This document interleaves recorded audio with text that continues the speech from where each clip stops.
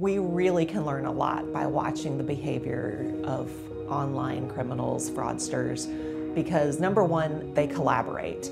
There are so many channels on Telegram and other social media platforms where they are openly talking and sharing tips. Sometimes it's for money, sometimes they're trying to make money off of selling their methods, but a lot of times it's for free. They're just happy to share, their expertise. And if we would do a lot more of that amongst ourselves, we'd be a lot further ahead.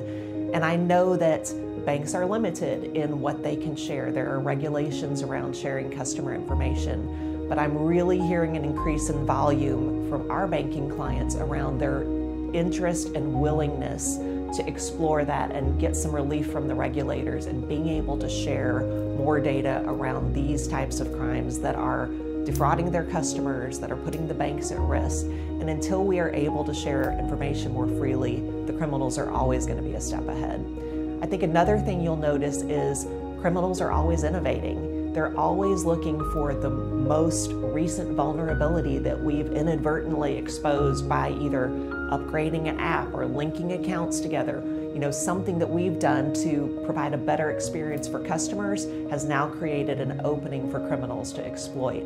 So we've got to start thinking that way when we're getting ready to roll out a new feature, when marketing is pushing us to, enhance our app or do something that's going to give us a better customer experience. What's the downside of that? In exchange for removing friction, what vulnerabilities are we introducing into the ecosystem? Sometimes people may feel like, what can I do to help? What can I do to stop this? I don't know all the different ways that these criminals are, attacking and defrauding, etc.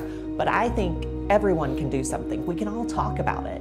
Even if you don't know all of the different ways that these crimes are happening, talk about what you do know and learn some resources. It almost seems like in the era we live in, there is a fraud type, a scam type for every age group.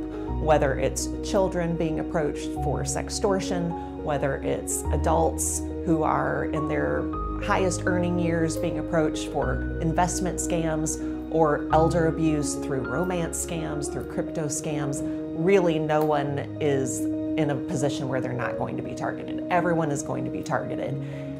Through our nonprofit work, Intelligence for Good, we hear some absolutely heartbreaking stories of people who have entered into relationships online with the best intentions, fully trusting, these individuals were filling a lonely spot in their lives.